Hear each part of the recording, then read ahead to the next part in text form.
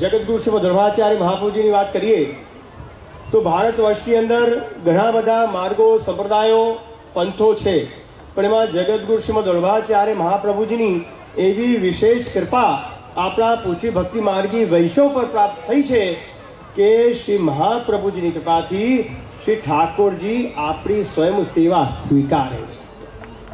બીજા બધા માર્ગોમાં, સંપ્રદાયોમાં ક્યાંક ને ક્યાંક સેવા પૂજા કરવા આપણે જવું પડે, થાળી લઈને જવું પડે, ફૂલ ઇત્યાદિ લઈને જવું પડે, પણ અહીંયા શ્રી વલ્લભની કૃપાથી આપણા ઘરમાં સામેથી પ્રભુ પધારે અને આપણી સેવા સ્વીકારે છે. એ આપણો પુષ્ટિ માર્ગ છે. બીજા બધા માર્ગો, સંપ્રદાયો, ગ્રંથો એ ક્યાંક ને ક્યાંક ભક્તને ભગવાન સુધી પહોંચાડવાના માર્ગ બતાવે. જોજો તમે, ભગવાન સુધી કેમ પહોંચવું, ભગવાન પાસે કેમ પહોંચવું એવો માર્ગ બતાવે, અને એ અનુસાર જો આપણે ચાલીએ તો ભગવાન સુધી પહોંચી શકાય. એક પુષ્ટિ માર્ગ એવો છે જ્યાં જગતગુરુ શ્રીમદ વલ્લભાચાર્યજીની કૃપાથી શ્રી વલ્લભ પોતે ગોદમાં ઠાકોરજી લઈ ભક્તની પાસે પધારે છે અને કહે છે, જા તું સેવા કર.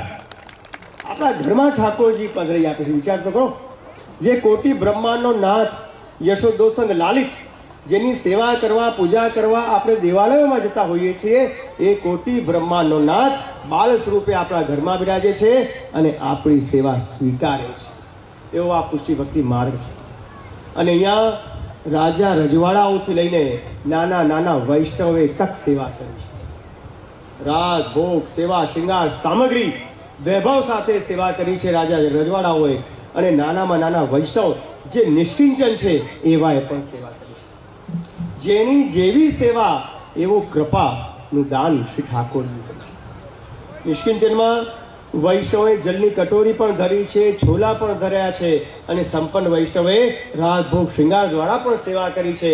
છતાં પણ ઠાકોરજીએ જેવી પણ સેવા કરી એને ફળ તો અલૌકિક જ દીધું છે. અને મિસી ધરી એટલે નાની કૃપા કરું, પેલાએ વધારે સેવા કરી તો એના પર મોટી કૃપા કરું, એવું આપણા ત્યાં નથી. રાય વિકની સેવા તો માનત મેરું સમાન, એવો આપણો પુષ્ટિ ભક્તિ માર્ગ છે. તો ખૂબ આનંદ અને પ્રસન્નતા આપણને થવી જોઈએ કે એવા આ પુષ્ટિ માર્ગમાં આપણે આવ્યા છે. જગતગુરુ શ્રીમદ વલ્લભાચાર્યજી મહાપ્રભુજી આજ્ઞા કરે છે સિદ્ધાંત મુક્તાવલીમાં, શ્રી કૃષ્ણ સેવા સદા કાર્યા. શ્રી કૃષ્ણની સેવા કરવી એ આપણું પરમ કર્તવ્ય છે. અને એ સેવાની અંદર આપણે જોડાઈએ, ઠાકોરજીને ઘરમાં પધરાવીએ, મેવો મિશ્રી ભોગ ધરતા થઈએ, એ આપણું પરમ કર્તવ્ય છે. ઘણીવાર સત્સંગમાં, કથા પ્રવચનની અંદર આ પ્રકારની વાત જ્યારે આવે તો સહજ વૈષ્ણવ કે જે સેવા તો કરવી છે, પણ હજી થોડી અનુકૂળતા કરવી છે, હજી થોડા બાળકો નાના છે, ઘરમાં થોડીક વ્યવસ્થા કરીએ, હજી ભાવ થોડો ઓછો છે, ભાવ થોડો વધે, થોડા ગઢડો થઈએ પછી સેવા કરીએ, આવા વિચાર આપણા ઘરમાં ઘણીવાર આવે છે કે નહીં? કે હજી થોડા જે અમે કાચા પડીએ, અરે વૈષ્ણવો, બ્રહ્મસમ લીધે વર્ષો થઈ ગયા, આ કાળા હતા ને ગોરા ગોરા થઈ ગયા, હવે ક્યારે કરશો? વિચારો, આ કાળા હતા ત્યારે બ્રહ્મ લીધું અને હવે તો ગોરો ગોરા સફેદ થઈ ગયા અને હજી આપણે નાના કહેવાઈએ. આપણા ત્યાં ભૌતિકમાં વહુ પણ ઘરમાં આવે તો નવી વહુ 9 દિવસ કહેવાય, હા કે ના? પછી તો એ પણ જુદો થઈ ગયા. તો આપણે તો 15-15, 20 વર્ષ થઈ ગયા બ્રહ્મસો લીધે, તો આપણે નવા છીએ કે જૂના છીએ? આપણે તો જૂના છીએ. અને હવે એ અનુસાર સેવામાં આગળ વધવાનું, કોઈ ભક્તિ વિચારે, કોઈ ભાવ વિચારે, કોઈ દ્રઢતા વિચારે, અને આ બધું જો ભેગું કરવા જશો તો હજી વાર લાગશે.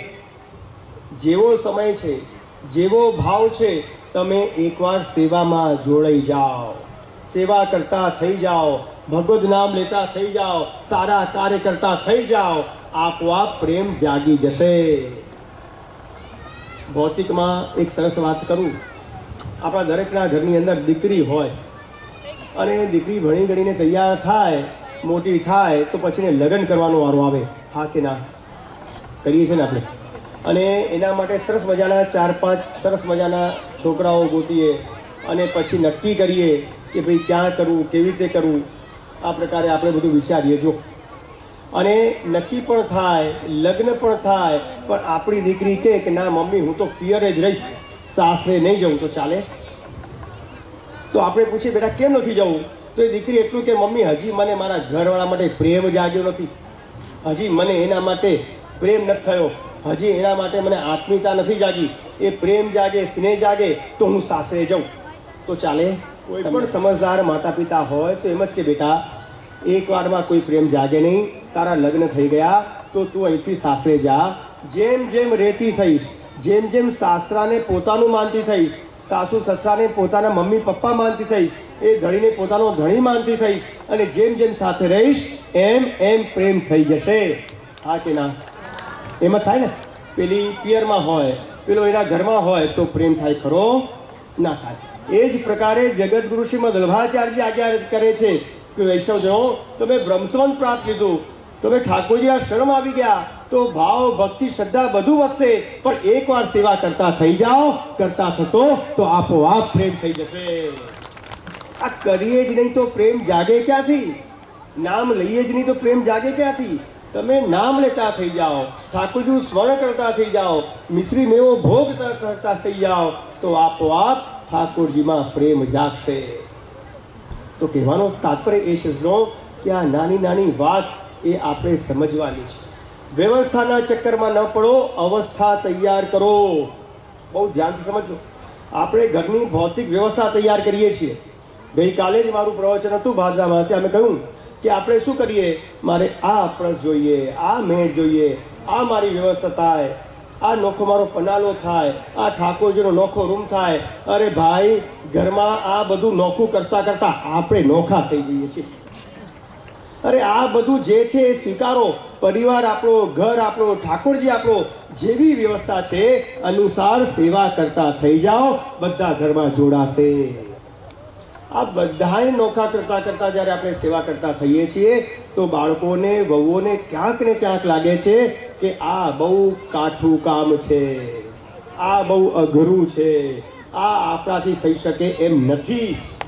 સરળમાં સરળ આપણો માર્ગ છે પુષ્ટિ માર્ગ, છતાંય જાણે અજાણે આપણે એને કેમ કરીને એને આપણે અઘરો બનાવી દીધો છે. અઘરો ઉતરતો જ નથી. તો પુનઃ એક વાત કહીશ વૈષ્ણવજનો કે આપણા પુષ્ટિ ભક્તિ માર્ગની અંદર શ્રી ઠાકોરજીની, શ્રી વલ્લભની એવી વિશેષ કૃપા છે કે પ્રભુ આપણા ત્યાં પધારી આપણી સ્વયં સેવા સ્વીકારે છે અને થોડીક સેવાને પણ બહુ કરીને માને છે. પ્રત્યેક વૈષ્ણવે પોતાના ઘરની અંદર જો સૌથી પહેલા તો તુલસીની માળા પહેરીને રહેવું જોઈએ. તુલસી કોના ગળામાં છે એ જોવા જઈએ તો એકબીજાને જોતા નહીં, અત્યારે જોવા જઈએ પાછા આજુબાજુમાં છે, આને છે, નથી જોવી, પણ વિચારો કેટલાના ગળામાં તુલસીની માળા છે, પહેરવી જોઈએ. તુલસીની માળા બે આપણા ગળામાં અચૂક હોવી જ જોઈએ. તૂટી જાય, કંઈક સાધક બાધક આવે તો નવી પહેરીએ, પણ તુલસીની માળા વગર રહેવાય નહીં. ઘણા મને કે છે હું તો ત્યાં જઈ આવી, મને કાંઈક થઈ ગયું, મને કોઈક વળગી ગયું, મને કોકે કંઈક ખવડાયું, મને કોકે કંઈક પીવડાયું, મને કોકે કંઈક કરી નાખ્યું. અરે ભાઈ, આ તુલસીની કંઠી આપણા ગળામાં પહેરેલી હોય, આ સૌભાગ્ય ચિહ્ન આપણા ગળામાં હોય, કોઈ કાંઈ કરી જ નથી શકતું. વિશ્વાસ રાખો. ક્યાંથી કોઈ કરી જાય?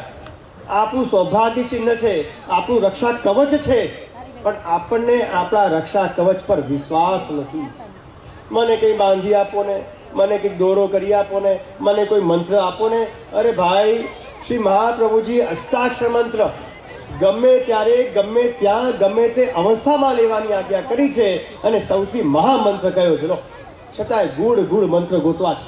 હજી મારું કંઈ કામ થઈ જાય, હું આગળ નીકળી જાઉં, પેલાથી મોટી થઈ જાઉં. અરે ભાઈ, આપણે બધા મોટા જ છીએ, એમાં આગળ નીકળવાની કોઈ જરૂર નથી. કોઈ મહાપ્રભુજી રેસ લગાડી છે?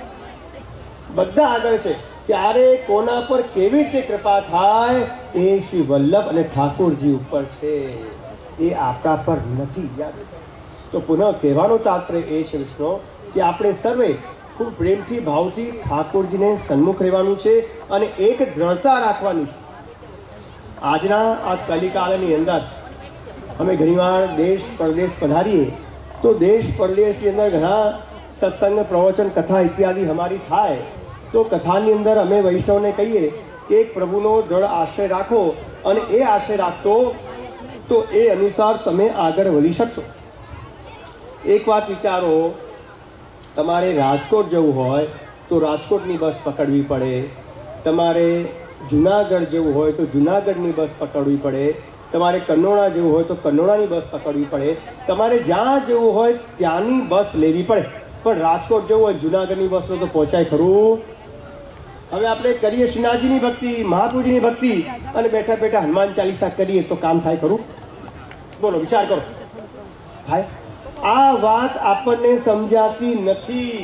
આ નાનકડી વાત છે પણ સમજવાની છે.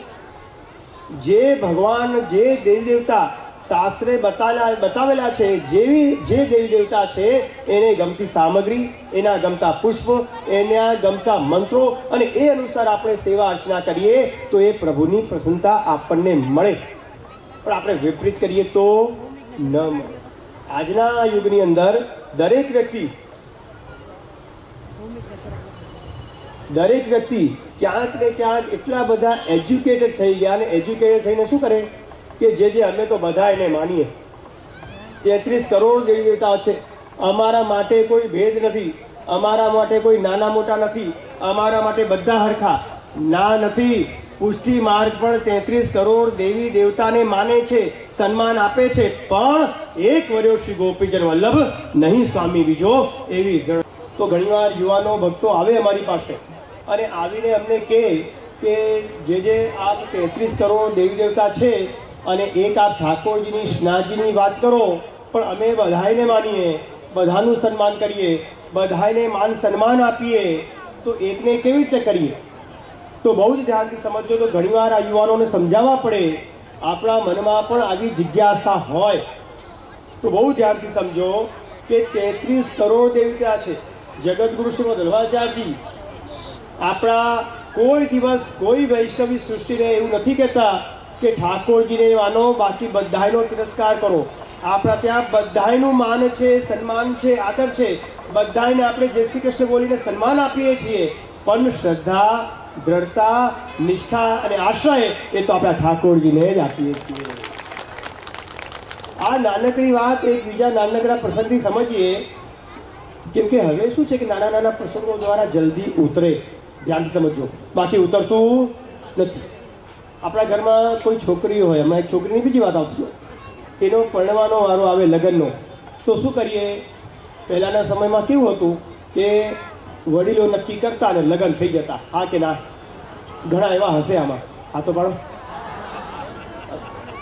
જો ઘણા એવા હોય કે વડીલો નક્કી કરી આવે, આપણે ખાલી માંડે બેસવાનું હોય, બીજું કંઈ હોય જ નહીં. બરાબર? પછી જે મળ્યું હોય ભાગ્ય તમારા, જે નીકળે. બરાબર? એવું પહેલાંના જમાનામાં રહેતું, પણ હવે એવું હોતું નથી. હવે તો છોકરીઓ છોકરા એવા ભણેલા ગણેલા હોય, મળે, વાત કરે, મીટિંગ કરે, કેટલું અનુકૂળ આવે. 2 વાર 3 વાર પાછા કે મમ્મી હજી એક વાર હજી મળવું છે તો મળો. આવી રીતે 3 4 વાર સિટિંગ થાય, પછી નક્કી થાય કે આ બરાબર છે કે નહીં. હવે વિચાર કરો, દીકરીને 2-4 છોકરા સરસ મજાના બતાવ્યા હોય, રાજકોટ, અમદાવાદ, સુરત, ગોંડલ, જુનાગઢ, કેટલા બધા ગામ છે, આ બધાના છોકરા સરસ મજાના બતાવ્યા હોય, અને પછી છોકરીને પૂછે, બેટા આટલા બધાથી છોકરા જોયા, પણ કયો મગજમાં ઉતરે છે? કોની જોડે તું જીવન વ્યતીત કરીશ? કઈ જગ્યાએ તું તારું દાંપત્ય જીવન આનંદથી ભોગવી શકીશ? કે પૂછીએ કે ના પૂછીએ? વીરપુરમાં જવાબ નથી દેતા બધા. કેમ આવું? પૂછીએ ને આપણે, 2-4 છોકરા પૂછી, છેલ્લે પૂછીએ, બેટા તને કયું મગજમાં ઉતરે છે? કે પછી દીકરી છે કે મમ્મી મને આ ગમે, ત્યાં આપણે આગળ વધીએ. હવે વિચાર કરો, કાલ ઉઠીને આ 4 દીકરા બતાવ્યા પછી, છોકરા બતાવ્યા પછી આપણે છોકરીને પૂછીએ અને કે મમ્મી મને તો રાજકોટ, ગોંડલ, જેતપુર, જુનાગઢ, સુરત બધા ગમે છે, ચાલે? તમને પૂછ્યું ચાલે? તો શું કરીએ આપણે? કોણ સમજદાર માતા પિતા શું કે બેટા આવું ન થાય, આપણે આ 4 છોકરા સારા છે, યોગ્ય છે, સારા ઘરના છે, તારે એક પસંદ કરી લેવો પડે. હા કે ના? તું ફરી એકવાર જોઈ લે, મળી લે, સમજી લે, તને આ 4માંથી જે તને યોગ્ય લાગે એમાંથી એક પસંદ કરી લે. 4 ચાલે નહીં. કહીએ કે ના કહીએ? તો એ જ પ્રકારે ભૌતિકની અંદર જે મમ્મી પોતાની દીકરીને સમજાવે, એક પિતા પોતાની દીકરીને સમજાવે, એમ વલ્લભાચાર્યજી આપણા વૈષ્ણવને કહે છે કે બધે દોટ મુકાય, એક શ્રીનાથજીની સેવા જ કરાય. એક વર્યો શ્રી ગોપીજન વલ્લભ નહીં સ્વામી બીજો. એક સાધે સબ સદે સબ સાધે સબ જાય. બધી જગ્યાએ દોડવા જઈએ છીએ તો ક્યાંય દોડી શકાતું નથી. ગંગા ગયે ગંગાદાસ, જમના ગયે જમનાદાસ, મથુરા ગયે મથુરાદાસ. તો એવી સેવા, એવી ભક્તિ થાય નહીં. એક જગ્યાએ ઊંડી સેવા કરીએ, એક જગ્યાએ ઊંડા ઉતરીએ તો ચોક્કસ સેવા ભક્તિ આપણને પ્રાપ્ત થાય. એક ગુરુ શિષ્ય હતા અને એ ગુરુજીનો બહુ જ અંગત શિષ્ય. રાત દિવસ સાથે બેસે, સત્સંગ કરે, વાર્તાનામ કરે, કીર્તન સ્મરણ સાથે જ હોય. પણ રોજ એક પ્રશ્ન કરે, ગુરુજી કે હા બેટા બોલ, કે મને ભક્તિ ક્યારે મળશે, પ્રભુની કૃપા ક્યારે મળશે? એને બીજી જગ્યાએ ખાડા કરવાનું શરૂ કર્યું. બીજો દિવસ થયો, સવારથી લઈને સાંજ પડી, ફરી ગુરુજી આવ્યા. તું સવારથી લાગી ગયો? કે હા ગુરુજી સવારથી લાગી ગયો. કેટલું થયું? કે આજે 10 ફૂટ થયું, 12 ફૂટ થયું. કે સરસ. જલ આવ્યું, પાણી આવ્યું? ના ગુરુજી હજી નથી આવ્યું. એક કામ કર, ચલા છોડ દે, તું આવતીકાલે આ નવી જગ્યા છે ત્યાં ખાડો કર અને ત્યાં ચોક્કસ જલ આવશે. ફરી શિષ્ય આજ્ઞા અનુસાર ત્રીજા દિવસે ફરી શરૂ થયો. ખાડો કરતો ગયો. સાંજે સેવા પૂજામાંથી શિષ્યજી ગુરુજી ફ્રી થયા અને ફરી આવ્યા. આવીને શિષ્યને પૂછ્યું, બેટા કેવું રહ્યું, શું થયું, જલ આવ્યું? કે ના ગુરુજી હજી આવ્યું નથી. તો કે અહીંયા નથી આવ્યું? તો કે ના. એક કામ કર, હવે એવી જગ્યા બતાવું ત્યાં તો જલ આવશે જ આવશે. તો ગુરુજી બતાવો હવે કઈ જગ્યા છે? તો ચોથી જગ્યા બતાવી કે અહીંયા તું કાલે કરજે, હું સાંજે આવીશ તો ચોક્કસ જલ નીકળે. બીજા દિવસે ગુરુની આજ્ઞા અનુસાર શિષ્ય ખાડો કરવાનું શરૂ કરે છે. ખાડો કરતો ગયો. સાંજે ગુરુજી પાછા આવ્યા અને જ્યાં પાછા આવ્યા અને પૂછ્યું કેટલું થયું? કે 15-17 ફૂટ ગુરુજી કાલ કરતાં વધારે થયું. અને જલ? કે હજી આવ્યું નથી. કે હજી નથી આવ્યું? તો કે ના, આપણે કહ્યું ત્યાં જ કર્યું, હજી આવ્યું. તો તરત જ ગુરુજી કહ્યું કે હજી ના આવ્યું. આવું બન્યું? કે ના ગુરુજી નથી આવ્યું. તો કેમ આવું થયું? શિષ્ય થોડો આકુળ વ્યાકુળ થઈ ગયો. એક તો ગરમીના દિવસો હોય, પંખો ના ચાલતો તો કેવી અકળામણ થાય. એવી શિષ્યને અકળામણ થઈ. એને શિષ્યએ ગુરુને કહ્યું, અરે ગુરુજી રોજ નવી નવી જગ્યાએ ખાડા કરાવો છો, ક્યાંથી પાણી નીકળે? એક જગ્યાએ ઊંડો ખાડો કરાવો તો પાણી નીકળે ને. ગુરુને શિષ્યએ શું કહ્યું કે રોજ આવીને નવી નવી જગ્યાએ ખાડા કરાવો ગુરુજી, તો પાણી ક્યાંથી નીકળે? એક જગ્યાએ ઊંડો ખાડો કરાવો તો જલ નીકળે ને. તો તરત જ ગુરુએ શિષ્યને કહ્યું, બેટા આજ તારા પ્રશ્નનો જવાબ છે. તું રોજ મને પૂછે છે ને ભક્તિ ક્યારે મળશે, કૃપા ક્યારે થશે, ભગવાનનો અનુભવ ક્યારે થશે, તું રોજ પૂછે છે.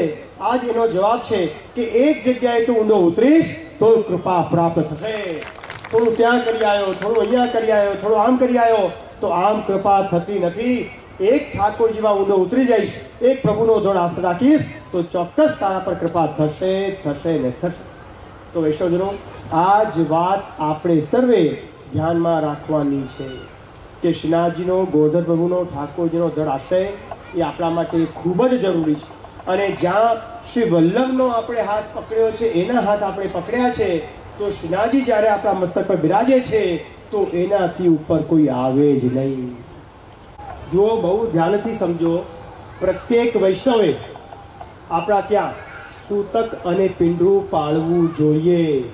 આ બંને ક્રમ આવવાનો અને જવાનો એ આપણે બધાએ પાળવો જોઈએ. એ દિવસોમાં ઠાકોરજીની સેવા ન થાય, પાઠ ન થાય, સત્સંગ ન થાય, પણ મોડે જે હોય, જે પણ પાઠ ઇત્યાદિ મોડે હોય એ વગર હોઠ ફફડાય આપણે એ પાઠ કરી શકો. અને એ દિવસોમાં ઠાકોરજીને આપણે કોઈ બીજા વૈષ્ણવના ઘરે પધરાવવા પડે અને એ વૈષ્ણવ સેવા. પછી 17મા દિવસે વ્રત કરી, સ્નાન કરી, માથું ચોળી, કંઠી બદલી, પછી ગૌમૂત્રનું પાન કરી, પછી 18મા દિવસે આપણે સેવાને પધરાવી શકીએ છીએ. આ નાનકડી વાત સમજવાની છે. અને એ જ પ્રકારે જ્યારે વાત ચાલી છે તો વાત નીકળી છે તો કરું છું. એ જ પ્રકારે સ્ત્રીઓને પણ જ્યારે માસિક ધર્મ આવે ત્યારે એમને પણ 4 દિવસ સેવા થાય નહીં, આ પણ ધ્યાન રાખવું જોઈએ. પ્રાચીન આપણી સંસ્કૃતિ હતી, આપણું ભારતીય કલ્ચર હતું કે આ દિવસોમાં બહેનો રસોડામાં નહોતા જતા, માટલાને નહોતા. એ ખાવાના બનાવવા બને તો ઘરનું વાતાવરણ અશુદ્ધ થતું હોય છે, એટલે આ દિવસોમાં આપણે રસોડામાં જતા નથી. હવે આ નવા યુગમાં આપણે માનતા નથી, પાળતા નથી, તો આ વિચારોની અંદર વિકૃતિ આવતી જાય છે. જો આ વિચારોની વિકૃતિ કેમ આવે છે કે આ પ્રકારનું ખાનપાન આપણે કરતા થઈએ છીએ, પાડતા નથી, આચાર વિચાર જોતા નથી, એટલે આ બધી વિકૃતિ આવે છે. બને ત્યાં સુધી આ બધા આચાર વિચારોનું આપણે પાલન કરવું જોઈએ. આ વૈષ્ણવી સંસ્કાર નહીં પણ આપણા ભારતીય સંસ્કાર છે, એક આપણા હિન્દુ સંસ્કાર છે જે આપણે ખરેખર નિભાવવા છે. સૌથી પહેલાં આપણે ભારતીય છીએ, હિન્દુ છીએ એ સાચું, એના પછી આપણે વૈષ્ણવ છીએ એ જુઓ. આ બેવ આપણે સાચવવા પડે.